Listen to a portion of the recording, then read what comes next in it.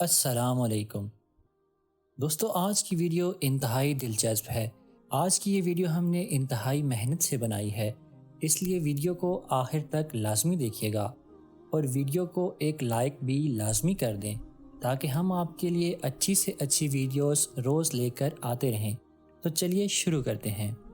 ناظرین کرام، بحیثیت مسلمان کوئی بھی اس بات کا تصور نہیں کر سکتا کہ اللہ پاک اس سے ناراض ہو جائے، یا پھر اللہ پاک کی ذات کو آپ سے یا آپ کے گھر سے نفرت ہو جائے، نعوذ باللہ۔ مسلمان کے لیے ایسا سوچنا بھی ممکن نہیں، لیکن یاد رہے کہ مسلمان جانے انجانے میں ایسے کام کر رہا ہوتا ہے کہ وہ اللہ کی ناراضگی کا سبب بن جاتے ہیں۔ ناظرین کرام، ایسے کون سے 3 گھر ہیں جن سے اللہ پاک سخت نفرت کرتا ہے؟ حضرت علی رضی اللہ تعالیٰ عنہ کی ذہانت سے کون سا شخص واقف نہیں ہے؟ آپ رضی اللہ تعالیٰ عنہ کو اللہ پاک کے رسول صلی اللہ علیہ وآلہ وسلم نے علم کا دروازہ کہا تھا، اور یہ آپ رضی اللہ عنہ کی فہم و فراست ہی ہے کہ آپ بڑے سے بڑے مسائل کو حل کر لیتے تھے، اور آپ رضی اللہ تعالیٰ عنہ اس کا حل بھی بتا دیا کرتے تھے۔ آپ ان مسائل کو سیکنڈوں میں حل فرما دیا کرتے تھے۔ ایک دفعہ ایک شخص نے وصیت کی کہ اس کے 17 اونٹ اس کے 3 بیٹوں میں اس طرح تقسیم کیے جائیں کہ میرے بڑے بیٹے کو ان تعداد سے آدھے اونٹ ملیں، منجلے بیٹے کو اونٹوں کا تیسرا، جبکہ سب سے چھوٹے کو کل تعداد کا 9واں حصہ ملے۔ اس شخص کے فوت ہو جانے کے بعد شہر بھر کے صاحبانہ دانش بیٹھ کر سوچتے رہے کہ وصیت کے مطابق اونٹوں کو کس طرح تقسیم کیا جائے۔ بہت سوچ بچار کے بعد بالآخر انہوں نے حضرت علی رضی اللہ تعالیٰ عنہ کے پاس جانے کا فیصلہ کیا۔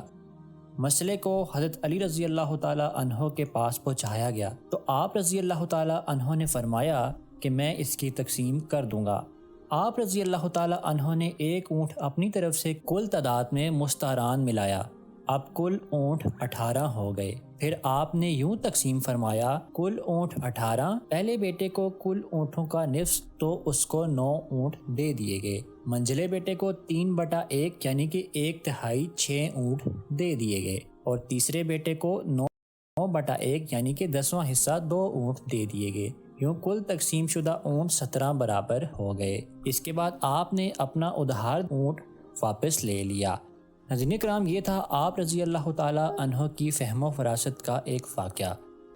آپ رضی اللہ تعالیٰ عنہ کی فہم و فراست کا ایک واقعہ یوں بھی ملتا ہے کہ ایک دفعہ حضرت علی رضی اللہ تعالیٰ عنہ نماز عصر پڑھنے لگے تو آپ کا ایک مخالف شخص آیا اور اس نے آپ کی نماز قضا کروانے کی نیت سے اپنی طرف سے ایسا مشکل سوال کیا جس کا لمبا جواب درکار تھا، اور مقصد اس کا یہ تھا کہ آپ رضی اللہ تعالیٰ عنہ کی نماز قضا ہو جائے۔ اس نے سوال کیا، اے علی، بتائیے کہ دنیا میں کون سا جانور ایسا ہے جو انڈے دیتا ہے اور کون سے جانور بچے دیتے ہیں؟ تو آپ رضی اللہ تعالیٰ عنہ نے اس شخص کی طرف دیکھا اور فرمایا، وہ سب جانور جن کے کان باہر ہوتے ہیں وہ بچے دیتے ہیں، اور وہ سب جانور جن کے کان اندر کی طرف ہوتے ہیں وہ انڈے دیتے ہیں۔ آج سائنس کی تحقیق کے بعد اس بات کی تصدیق ہو چکی ہے۔ دوستو، چلتے ہیں ویڈیو کے ٹاپک کی طرف۔ وہ کون سے ایسے 3 گھر ہیں جن سے اللہ پاک سخت نفرت کرتا ہے؟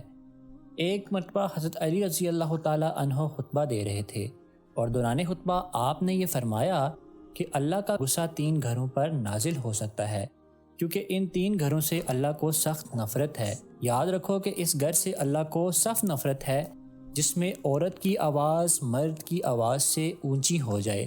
ایسے گھر کو اللہ کے فرشتے سارا دن کوستے رہتے ہیں، یعنی ایسے گھر پر اللہ کے فرشتوں کی لعنت ہوتی ہے۔ اس لیے ہماری ماؤں بہنوں کو چاہیے کہ وہ اس بات کا خیال رکھیں اور اپنے گھر کو اللہ کے غضب سے اور فرشتوں کی لعنت سے بچائیں۔ دوسرے نمبر پر وہ گھر ہے جس میں کسی کا ہاتھ کا مارا ہوا پیسہ جمع کیا جائے اور اسی ناحق کے پیسے سے اس گھر کا خرچ چلتا ہو۔ یہ پیسہ کسی یتیم کا بھی ہو سکتا ہے اور کسی دوسرے شخص کا بھی۔ ایسا پیسہ استعمال کرنا اللہ کے غضب کو دعوت دینے کے برابر ہے، اور اللہ تعالیٰ ایسے گھروں سے سخت نفرت فرماتے ہیں۔ اسی لیے ہمیں چاہیے کہ ہم کبھی کسی کا حق نہ ماریں۔ دوستو، تیسرے نمبر پر وہ گھر ہے جس میں کبھی مہمان آ جائیں تو مہمانوں کے آنے پر ناراضگی کا اظہار کیا جائے، اس گھر سے اللہ پاک سخت نفرت فرماتے ہیں۔ فرمایا کہ جس گھر میں ایسا ہو تو فرشتے اس گھر والوں کی نمازوں کا ثواب نہیں لکھتے۔ مہمان کی آمد پر ناراض نہ ہوں، بلکہ مہمان تو اللہ پاک کی رحمت ہوتے ہیں۔ مہمانوں کا ادب و احترام کرنا چاہیے۔ دوستو، آپ نے ان تینوں گھروں کے بارے میں جان لیا، اور یہ بھی جان لیا کہ ایسے کون سے کام ہیں جن کاموں کی وجہ سے اللہ پاک کی ناراضگی ہو سکتی ہے۔ ناظرین کرام، جب اللہ پاک ناراض ہو جاتے ہیں تو پھر اللہ تعالیٰ کی برکتیں اس گھر سے اٹھ جاتی ہیں۔ یوں ایسے گھر میں پریشانیاں نازل ہونا شروع ہو جاتی ہیں۔ اس لیے ضروری ہے کہ ان کاموں سے کوسوں دور بھاگا جائے۔